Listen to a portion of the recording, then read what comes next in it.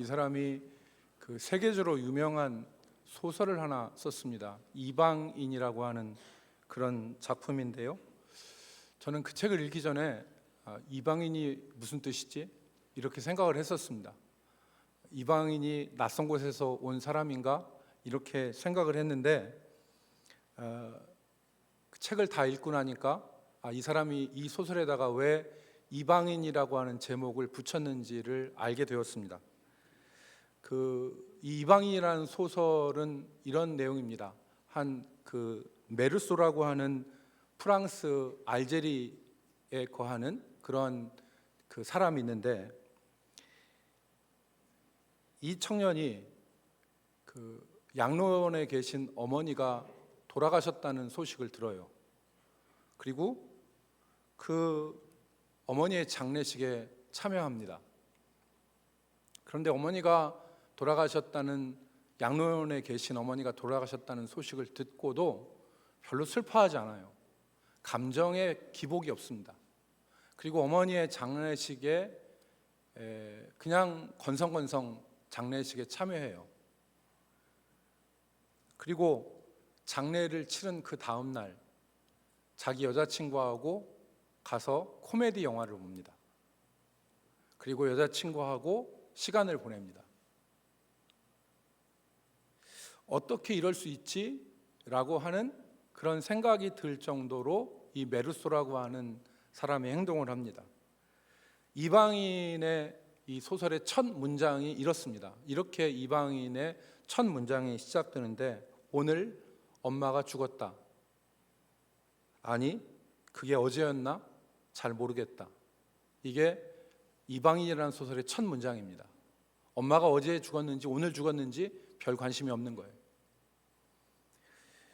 이 남자 주인공은 최종적으로 사형 선고를 받는데, 말다툼 끝에 한 번도 보지 못했던 사람을 권총으로 쏴서 죽입니다. 그것도 이 권총을 그냥 우발적으로 그랬어도 한 방을 쏜 게 아니라 첫 총알에 상대방이 직사를 했는데 시신에다가 대고 4방을 더 쏘았습니다. 어떤 원한이 있는 것도 아니고 어떤 큰 죽일 이유가 있는 것도 아니었어요. 그런데 이 사람이 이 권총으로 다른 사람을 살해한 이유가 기가 막힙니다. 그게 뭐냐면 햇빛이 너무 뜨거워서, 그러니까 햇빛이 너무 눈부셔서 그것이 기분이 나빠서 권총으로 사람을 살해하는 것입니다. 이방인이라고 하는 이 소설을 통해서 작가가 얘기하고자 했던 것은 낯선 사람입니다. 낯선 사람. 인간 이 내부에 내재되어 있는 부조리한 면을 이야기하고자 한 것이라고 해석을 합니다. 이성과 그리고 상식, 도덕과 윤리에 결코 부합되지 않는 낯선 존재가 인간 내부에 있다는 것을 말하고자 했던 것이죠. 여러분, 우리가 읽은 이 요한계시록은 요한계시록의 마지막 부분입니다. 여러분, 제가 왜 이방인이라는 얘기를 했냐면, 이 알베르 까뮈의 이방인이 결코 외국에서 온 사람, 타지방에서 온 사람, 어떤 분야에 잘 적응하지 못하는, 익숙하지 않은 사람, 이런 사람을 의미하는 것이 아니라 인간 본성에 있어서 낯선 사람, 낯선 존재, 인간 본성에 부합하지 않는 낯선 존재를 이방인이라고 그렇게 표현한 것인데, 오늘 요한계시록을 읽으면서 많은 사람들이 요한계시록에서 말하고자 하는 하나님의 말씀을 왜곡시켜버리고 오용하는 일이 많습니다.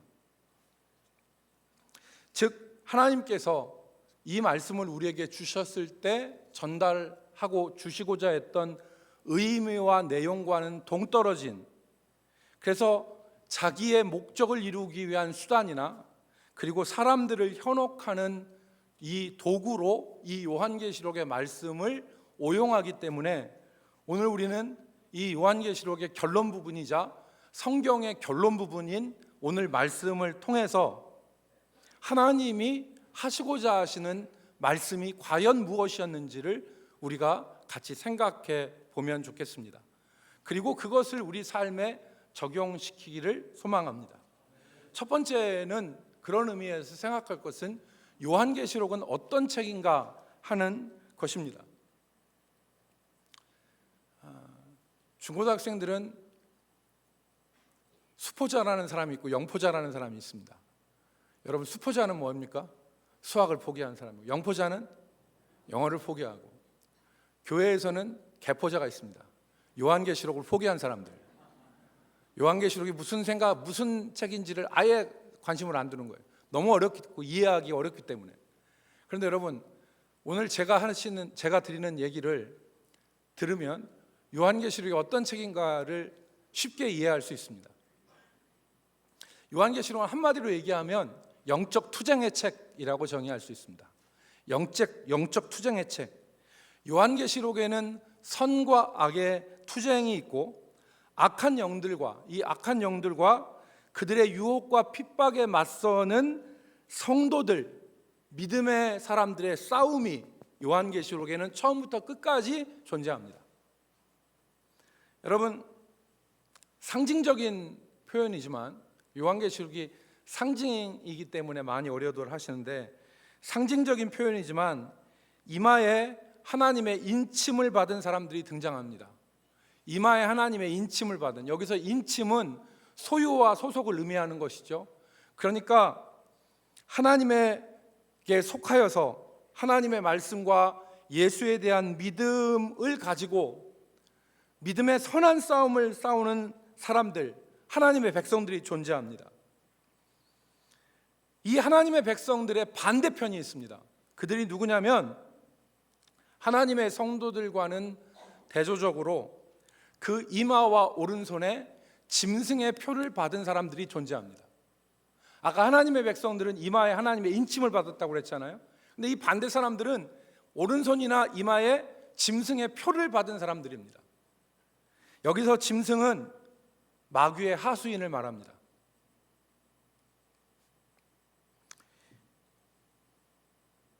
짐승이 그냥 나온 얘기가 아니죠.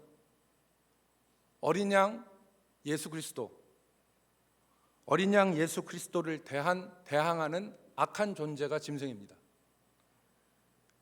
성도가 어린 양 예수 그리스도에게 속한 존재라면 하나님을 대적하는 사람들은 이 짐승에게 속하여 짐승의 표를 받은 사람들이 이 하나님을 대적하는 사람들입니다. 이 두 세력의 대립과 투쟁이 요한계시록 전체에 기록되어 있습니다. 언제부터 언제까지냐? 예수님이 이 땅에 오시는 그 시점부터 예수님이 다시 이 땅에 오실 그 시점까지 이 세상은 이 선과 악의 영적 투쟁으로 계속되어지는 것입니다. 그래서 이 시대, 예수님이 처음 오시고 그리고 부활하시고 승천하신 이 처음부터 예수님이 다시 오시는 이 기간을 우리는 일명 교회의 시대라고 얘기합니다. 교회의 시대. 성도들이 하나님의 교회 안에서 다시 오실 주님을 기다리면서 믿음을 지키며 영적 싸움을 하는 시기, 이 시기가 저와 여러분이 살고 있는 지금 이 시기입니다. 요한계시록은 이것을 상징적으로 얘기하고 있죠. 그래서 이 교회의 시대, 예수님이 처음 오셔서 다시 오시는 이 시간을 상징적으로 42달, 1260일, 3년 반이라고 이야기합니다. 여러분, 요한계시록 13장 5절 말씀에 보면 이렇게 기록하고 있습니다. 또 짐승이 과장되고 신성모독을 말하는 입을 받고, 이 짐승은 아까 마귀의 하수인이라고 그랬습니다. 근데 이 짐승이 하나님을 모독하고 과장하는 입을 받고 또 42달 동안 일할 권세를 받으니라. 이 42달은 실제 기간이 아니라 예수님이 처음 오시고 다시 오시는 이 기간, 이것을 42달이라고 얘기하는 것입니다. 교회의 시대. 요한계시록 11장 3절 말씀에서는 이렇게 말씀합니다. 내가 나의 두 증인에게 권세를 주리니, 성도들을 가리키는 거죠.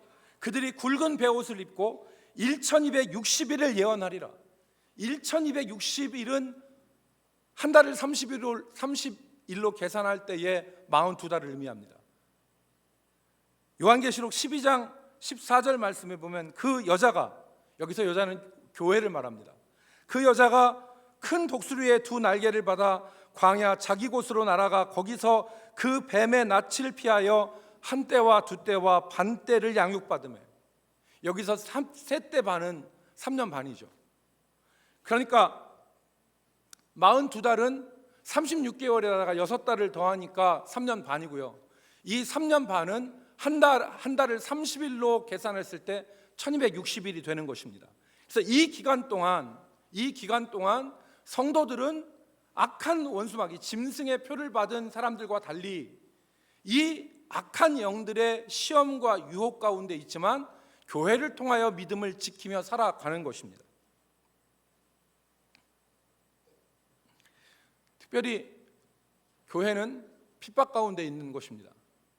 초대교회는 로마 제국의 황제 숭배에 반대해서 핍박을 받았고, 그래서 예수 믿는 사람들이 잡혀가고 재산을 몰수당하고, 그리고 카타콤에 들어가고 콜로세움에서 사자의 밥이 되고, 오늘날 우리는 예수 믿는다는 이유로 사람들한테 빈정거림을 당하고 예수 믿는 사람이 핍박을 받는 이러한 가운데 있습니다. 이러한 가운데 있는데 이 가운데 성도들이 살아가는 것이죠. 이 시기 가운데. 그렇다면 두 번째 우리가 생각할 것은, 그러면 이 전쟁은 언제 끝나느냐?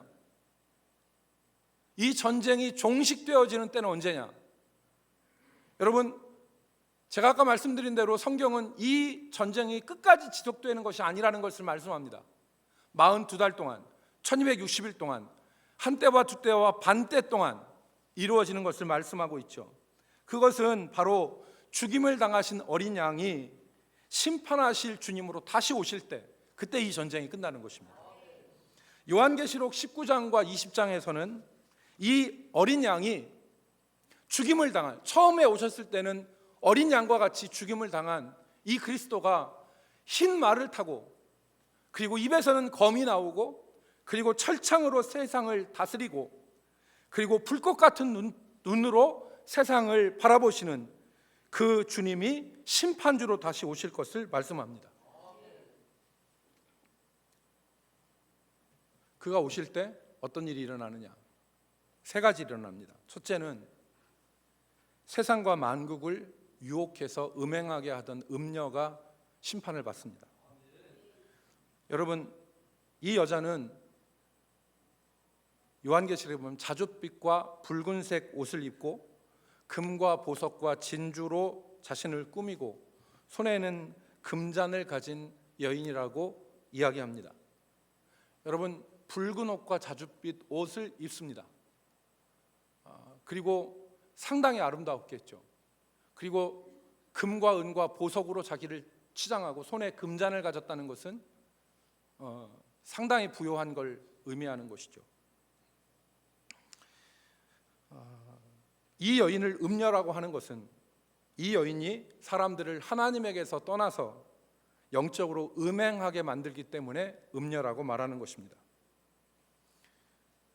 아름다운 모습으로 아름다운 옷을 입고, 그리고 그 옷 가운데에서 속살을 내보이고, 그리고 유혹하는 이 여인, 많은 사람들이 이 여인의 유혹에 빠져서 하나님을 배반하고 이 음녀와 음행의 길을 걸어가는 것이죠. 이 음녀를 요한계시록 17장 18절에서는 세상이라고 표현했습니다. 또 내가 본 그 여자는 땅의 왕들을 다스리는 큰 성이라 하더라. 세상의 아주 큰 도시. 여러분, 예수님에게 마귀가 뭐라고 했습니까? 마태복음 4장에서 내게 절하면 천하 만국과 그 모든 영광을 내게 주겠다, 그렇게 유혹했지 않았습니까? 여러분, 이게 안 와닿으시죠? 와닿지 않습니다. 우리에게는 이 말씀이 전혀 와닿지 않습니다. 받아봤어야지. 여러분, 그런데 여러분에게 만약에 은행동이나 둔산에 있는 땅 1000평을 준다고 해보십시오. 자, 여러분, 저는 변두리에 땅 100평도 없습니다. 근데 여러분 모두에게 둔산에 있는 노른자 땅 1000평을 내가 너에게 주겠다라고 얘기해 보십시오. 여러분들은 만사를 제쳐놓고 거기 갈 겁니다. 아픈 것도 필요 없고 뭐도 필요 없고 만사를 제쳐놓고, 아니 그거 말고 서울에 있는 롯데 시그널 이 롯데타워에 있는 아파트 한 채, 아니 그 아파트 전체 건물을 여러분들에게 준다고 해보십시오. 우리 대전 남북교회 교인들은 사탄아 물러가라. 여러분 그러시죠? 사탄아 물러가라. 사람이 떡으로만 살 것이 아니오 오직 하나님께만 절하라고 했다고 하면서 물리칠 거죠. 그런데 우리 교회 아닌 사람들은 어떻게 하겠습니까? 그거에 다 현혹돼서 침 질질 흘리면서 따라가겠죠. 이게 바로 저기예요. 음녀란 얘기예요. 이게 음녀라는 거죠. 붉은 옷과 자주색 옷을 입고 금과 은과 진주로 치장하고 손에는 금잔을 들었어요. 따라 올라오네.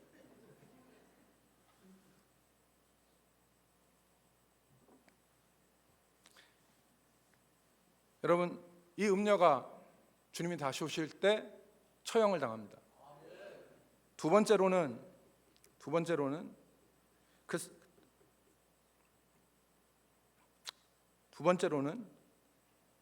이 사탄의 결정적 패배와 처형이 이루어집니다.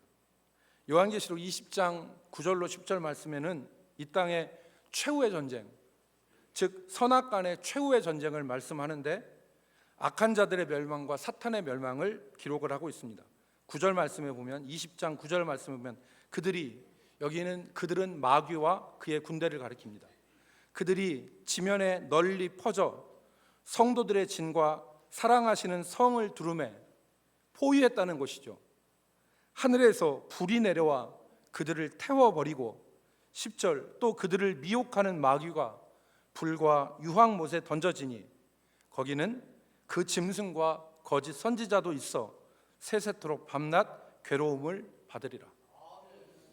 여러분, 지금 이 음녀와 그리고 두 번째로는 그 음녀의 그 실체였던 바벨론, 모든 인간의 욕망과 그리고 권세와 힘이 합쳐져 있는 총아인 음녀와 바벨론이 무너지고, 그리고 마귀가 심판을 봐서 불과 유황불못에 던져지는 역사가 주님이 오실 때 이루어지는 것입니다. 마지막 세 번째로는 그 결과입니다. 이렇게 된 이후에 어떤 일이 벌어지느냐. 오늘 우리가 읽은 말씀은 그 결과를 말씀합니다. 오늘 우리가 읽은 말씀은 주님이 다시 오시고 이 악한 자들을 면하신 이후에 어떤 일이 벌어지는가를 말씀하는데, 우리가 읽은 말씀은 새 하늘과 새 땅이 그리고 새 예루살렘을 볼 수 있습니다. 처음 하늘과 처음 땅이 없어지고 새 예루살렘이 하늘로부터 내려오는데, 신부가 남편을 위하여 단장한 것 같은 모습의 새 예루살렘이라고 하였습니다. 2절에. 여러분, 이 새 예루살렘과 새 하늘과 새 땅은 어떤 것입니까? 악이 사라진 순전한 모습을 말하는 것입니다. 더 이상 시험하는 자, 더 이상 악한 자가 사라진 새 것이 되었다는 것입니다. 그래서 오늘 4절 말씀에 보니까 뭐라고 했습니까? 이 악이 사라진 이 상황에서 우리 가운데 이루어지는 일이 무엇이냐. 4절에 모든 눈물을 그 눈에서 닦아주시니 다시는 사망이 없고 애통하는 것이나 곡하는 것이나 아픈 것이 다시 있지 아니하리니 처음 것들이 다 지나갔음이로라. 아담의 범죄와 타락으로 이 땅 가운데 있는 죄악이 다 사라지고 새하늘과 새 땅이 되어지고 새 예루살렘에서는 다시 아픈 것이나 곡하는 것이나 눈물이 없고, 그리고 하나님께서 애통하는 것들이 없게 하시는 것을 이루시는 것입니다. 여기서 우리가 주목할 것이 하나 있습니다. 여기서 주목할 것이, 그것은 진정한 창조의 회복과 완성이 무엇인가 하는 것입니다. 오늘 우리가 읽은 말씀은 그것을 말씀하고 강조하고 있는 것입니다. 진정한 창조의 회복, 그리고 인간의 불순종과 반역으로 일그러진 이 창조의 회복, 이것은 새하늘과 새 땅으로 이루어지는 것이 아니다 하는 것입니다. 새하늘과 새 땅, 그리고 공간적인 새 예루살렘으로 창조의 회복이 이루어지는 것이 결코 아니다 라는 것을 말씀하는 것입니다. 진정한 창조의 회복과 완성은 다른 데 있습니다. 그것은 하나님이 우리와 함께 하시는 것에 있습니다. 한마디로 말하면 진정한 임마누엘이 진정한 창조의 회복이자 완성이라는 것을 오늘 성경이 말씀하고 강조하는 것입니다. 여러분, 그래서 새하늘과 새 땅을 말씀하신 이후에 21장 오늘 본문 3절 말씀을 보십시오. 여기 보니까 내가 들으니 보좌에서 큰 음성이 나서 이르되 보라, 하나님의 장막이 사람들과 함께 있음에 하나님이 그들과 함께 계시리니 그들은 하나님의 백성이 되고 하나님은 친히 그들과 함께 계셔서, 이 21장 3절에 3번 반복되어지는 말이 함께라는 말입니다. 하나님의 장막, 하나님의 거처가 성도들과 함께 있고, 그리고 하나님이 그들과 함께 계시고, 그래서 하나님이 그들의 하나님이 되시고 하나님은 그들 가운데 계시는 진정한 임마누엘을 오늘 말씀하시는 것입니다. 그래서 오늘 6절 말씀에 이것이 진정한 창조의 완성과 회복이라는 것을, 그리고 구원 역사의 완성이라는 것을 오늘 본문이 말씀합니다. 6절 말씀해 보십시오. 또 내게 말씀하시되 이루었도다. 나는 알파와 오메가요 처음과 마지막이라. 처음부터 끝, 이 창조와 구원의 역사를 하나님께서 다 이루셨다는 것입니다. 여러분, 이 말씀은 우리에게 그걸 생각하죠. 십자가상에서 예수님께서 못 박히실 때 7마디를 하셨습니다. 가상칠언이라고 하죠. 그 가상칠언의 하나가 무엇입니까? 예수님께서 다 이루었도다, 테텔레스타이라고 말씀하신 다 이루었도다라고 하는 말씀인데, 예수님은 무엇을 말씀하신 것입니까? 내가 사람의 몸을 입고 이 땅에 내려와서 우리를 구원하시기 위한 구원자로서 모든 사역의 구속의 사역을 다 완성했다, 이루었다, 이렇게 말씀하신 거예요. 그런데 여기 요한계시록에 있는 21장에 있는 이루었도다라고 하시는 말씀은 하나님께서 우리의 구원의 사역을, 그리스도의 오심뿐만 아니라 악을 심판하시고 새하늘과 새 땅을 이루심으로 그 모든 역사를 완전히 다 이루셨다는 것을 말씀하는 것입니다. 무엇으로 다 이루셨습니까? 아버지와 아들이, 아버지와 하나님의 백성들이 함께 거함으로 말미암아 진정한 임마누엘이 이루어짐으로 말미암아 그것이 이루어진 것입니다. 그래서 이 책을 읽는 자들에게 격려하시는 말씀을 7절에 하는 것입니다. 지금 예수님께서 다시 오시기까지 이 하나님의 말씀을 읽는 자와 듣는 자와 그 가운데 기록된 자들을 지키는 자에게 복이 있다 말씀하셨는데, 이 말씀을 읽고 듣고 지키는 자들에게 격려하셨죠. 그게 뭐냐면 7절입니다. 이기는 자는 이것을 상속으로 받으리니 나는 그들의 하나님이 되고 그들은 내 아들이 되리라. 여러분, 이것을 상속으로 받는다고 했을 때 이것은 6절에 나와 있는 생명생수입니다. 생명샘에 있는 생명수 샘물을 하나님께서 주시는 거죠. 즉 창조 때 아담이 반역함으로 금지되었던, 그래서 동산 중앙에는 선악을 알게 하는 나무와 생명나무가 있는데 하나님께서 범죄한 이후에 아담을 에덴에서 내보내셨습니다. 그리고 생명나무에 접근하지 못하도록 하셨죠. 그런데 그 생명나무의 열매, 생명샘의 생수를 하나님께서 누구에게 주신다? 이기는 자에게 주신다. 이기는 자에게 상속으로 준다. 그리고 그들에게 하시는 진정한 약속은 나는 그들의 하나님이 되고 그들은 내 아들이 되리라. 진정한 창조의 회복, 진정한 구속의 완성은 새 하늘과 새 땅에 있는 것이 아니라 하나님이 우리와 함께 하시고 우리가 진정한 하나님의 자녀, 하나님의 백성으로 사는 데 있는 것입니다. 오늘 우리가 요한계시록이 우리에게 말씀하는 것이 이것입니다. 그런 의미에서 여러분, 에덴 동산에서 아담이 범죄하였을 때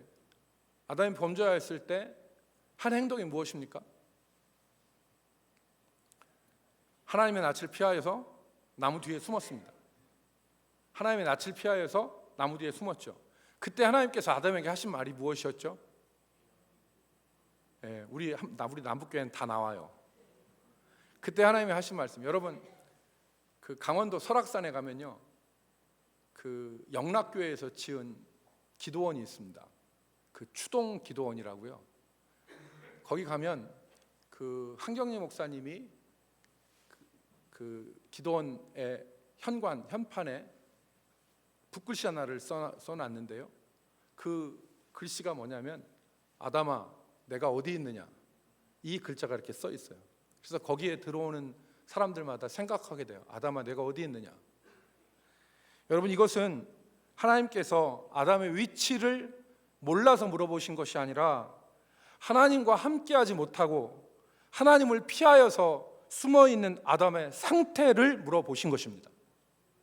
그러니까 하나님과 함께하는 에덴에서 하나님과 함께하는 행복이, 에덴이라는 말이 행복이라는 뜻이잖아요. 그러니까 하나님과 함께하는 것이 행복인데 하나님과 함께하지 못하고 범죄에서 하나님을 떠난 아담아 네가 어디 있느냐 물어보신 거예요. 아담의 상태를. 그래서 요한계시록 21장에 지금 말씀하시는 것은 진짜 다 이루셨다는 것은 어떤 것이냐, 악을 제거하시고 하나님께서 우리와 함께 하심으로, 함께 거하시고 함께 하심으로 말미암아 진정한 우리의 하나님이 되시고 우리는 하나님의 자녀가 되신 것이 구원의 완성, 창조의 완성이라고 하는 것을 말씀하시는 것입니다. 이제 이것을 적용하도록 하겠습니다. 여러분, 우리는 역사의 마지막 시점으로 달려가고 있습니다. 역사의 마지막 시점으로 지금 우리는 가고 있는 중에 있는 거 아닙니까? 그렇지만 우리는 아직 마귀의 하수인인 짐승과 거짓 선지자들이 계속해서 이 표를 받으라고 우리를 유혹하고 있지 않습니까? 이 표를 받아라. 저와 여러분에게 계속해서 너 하나님의 사람이 아니라 이 표를 받고 이것으로 매매하고 이것으로 세상에서 보란듯이 살아보라고 우리를 유혹하는 것이 아닙니까? 음녀와 바벨론이 우리에게 날마다 유혹하는 것이 무엇입니까? 우리에게 하는 말이 뭐냐면 이 좋은 것 좀 누리고 살아봐. 이 좋은 것 좀 누리고 살아봐. 이게 음녀와 바벨론이 우리에게 유혹하는 거 아니겠습니까?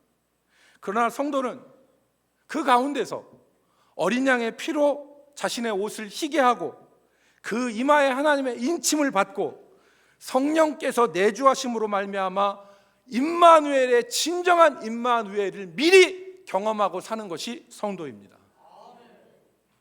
성령이 우리 안에 거하시고 하나님 우리와 함께 하심으로 말미암아 완성되어질 임마누엘을 이 땅에서 미리 경험하는 사람들이 성도들이고 저와 여러분들인 것입니다.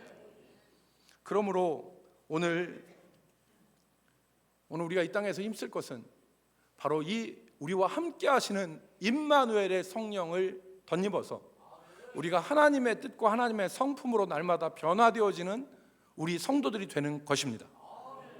여러분, 예수님께서 사람의 몸을 입고 이 땅에 오신 것이 임마누엘의 처음 증거입니다.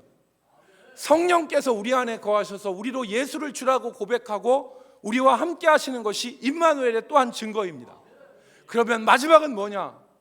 하나님 안에서 우리가 하나님과 영원히 거하면서 하나님의 뜻 가운데서 살아가는 것이 바로 마지막 임마누엘인 것입니다. 그러므로 우리가 이 땅에서 음녀와 바벨론의 유혹과 시험을 이겨내고 주님을 닮은 사람들로 살아가기를 힘써야 되는 것입니다. 그래서 베드로 후서 1장 4절 말씀이 뭐라고 했습니까? 잘 들으십시오. 교회에 그냥 왔다 갔다 한다고 해서 우리가 하나님의 구원 가운데 있는 것이 아닙니다. 베드로 후서 1장 4절 말씀에 보면 너희가 정욕 때문에 세상에서 썩어질 것을 피하여 신성한 성품에 참여하는 자가 되게 하려 하셨느니라. 신성한 성품이 무엇입니까? 하나님의 성품입니다. 우리의 속사람이 변화되어져서 우리의 속사람 가운데 성령께서 내주하시고 우리와 함께 하심으로 말미암아 우리가 하나님의 사람들로 변화되어져 가는 것입니다. 그래서 골로새서 1장 29절 말씀에 이렇게 28절 29절에 이렇게 기록을 하고 있습니다. 우리가 그를 전파하여 각 사람을 권하고 모든 지혜로 각 사람을 가르침은 각 사람을 그리스도 안에서 완전한 자로 세우려 함이니 이를 위하여 나도 내 속에서 능력으로 역사하시는 이의 역사를 따라 힘을 다하여 수고하노라. 오늘 우리 가운데 임마누엘의 성령을 의지하여서 우리 자신들이 힘을 다하여 우리가 살아가야 하는 것입니다. 예수님께서 마태복음 5장부터 7장까지 산상수훈을 말씀해 주셨는데 그 산상수훈의 기독교의 핵심입니다. 그 산상수훈의 7장 마지막에 보면 예수님께서 이렇게 말씀하십니다. 나더러 주여 주여 하는 자마다 다 천국에 들어갈 것이 아니다. 나더러 주여 주여 하는 사람이 어떤 사람이었습니까? 주님의 이름으로 선지자 노릇하고 주님의 이름으로 병자를 고치고 주님의 이름으로 많은 권능을 행했던 사람입니다. 그런데 예수님이 나는 너희를 도무지 모른다 그랬습니다. 왜 주님이 모른다고 하셨습니까? 그들이 하나님의 말씀을 듣고 행하지 않았기 때문에 그렇습니다. 그런데 조금만 더 생각하면 단지 하나님의 말씀을 행하지 않아서가 아니라 그들 속에 계시는 성령의 역사를 따라 하나님과 임마누엘의 삶을 살지 않고 자기 욕심대로 자기 뜻대로 자기 고집대로 살아서 주님이 도저히 닮은 모습을 발견할 수 없는 사람들이 바로 주님이 모른다고 하시는 사람들입니다. 우리는 하나님께서 만물을 새롭게 하시고 우리와 함께 하시는 완전한 임마누엘의 상태를 기대하면서 오늘 이 땅에서 우리 안에 거하시고 우리와 함께 하시는 성령의 역사를 따라서 주님을 닮아가는 삶을 살아야 하는 것입니다. 그래서 주님이 요한계시록을 통해서 하신 약속은 뭐냐면 세상 마지막 끝날에는 나와 너희가 분리되지 않는 임마누엘 함께 하는데, 그래서 나는 너희의 하나님이 되고 너희는 진정한 내 백성과 아들이 되는데 오늘 이 땅에서 증표로 우리에게 성령을 주시고 동행하는 삶을 살라고 약속하신 것입니다. 여러분, 한 직장 여성이, 제가 한 그 잡지를 읽어보니까 한 직장 여성이 자기는 요리를 포기했다고 고백하는 여인이 있었습니다. 그래서 자기가 요리하면 정말 맛이 없대요. 그래서 요리를 포기하고 그냥 대충대충 사는 한 여인이 배추값이 너무 올라서, 배추값이 금값이라서 배추로 김치를 담그는 거는 아예 어려워서 포기하고 도전하는 것이 뭐냐면 깍두기를 담그는 것을 도전했다고 합니다. 그래서 깍두기를 담그기로 작정을 하고 인터넷을 뒤져보니까 깍두기 담그는 거에 대한 레시피가 인터넷에 어마어마하게 많더라는 거예요. 그래서 그 중에 하나 레시피를 잡아가지고 그 무를 사다가 썰고 깍두기를 담았다고 합니다. 그래서 설탕도 넣고 소금도 넣고 그리고 뭐를 넣냐면 요구르트까지 넣었답니다. 그래서 요구르트를 넣어야지 이게 맛이 든다 해가지고 이 깍두기를 담았습니다. 그리고서 하루 지나서 맛을 봤더니 망했다고 했습니다. 역시 나는 무슨 손이야, 역시 나는 똥손이야 라고 얘기하면서 자기는 안 된다는 것을 다시 알았다는 거예요. 그래서 이틀이 지나서 다시 한번 먹고 역시 쓴맛만 나더랍니다. 단맛과 시원한 맛은 안 나고 쓴맛만 나고 3일 지나고 4일 지나도 역시 무에서 쓴맛만 나더라는 거예요. 그런데 8일이 지나니까 놀라운 일이 발생됐다는 겁니다. 8일이 지나니까 쓴맛이 사라지고 단맛이 나고 시원한 맛이 나더라는 겁니다. 놀랍더라는 겁니다. 이게 내가 만든 깍두기인가? 호텔 1, 2호텔 요리사가 부럽지 않더래요.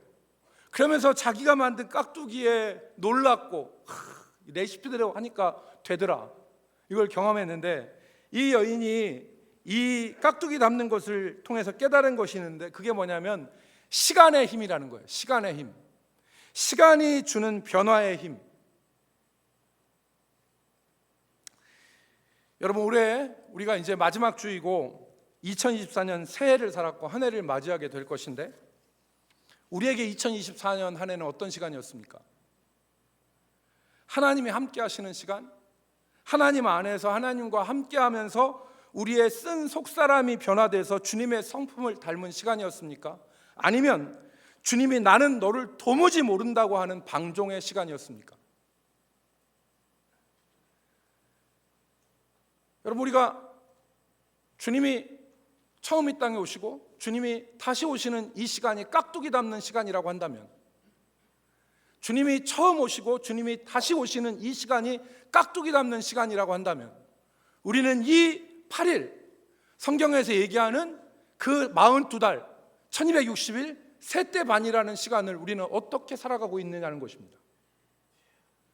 단지 예수 믿고 우리가 하나님과 동행하고 동거하고 임마누엘의 삶을 살지 않고 내 뜻과 내 고집과 내 마음대로 행하면서 주님이 도무지 모르겠다 하시는 그 삶이 아니라, 우리가 성령과 동행함으로 우리의 속 사람이 변화되어져서 주님을 닮은 성품의 사람들로 변화되어지는 축복이 있기를 바랍니다.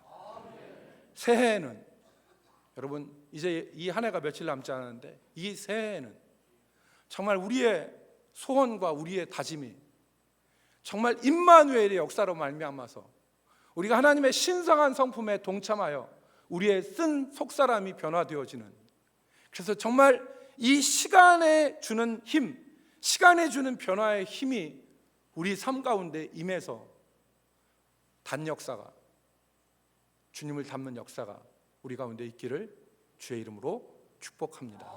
기도하겠습니다. 거룩하신 하나님,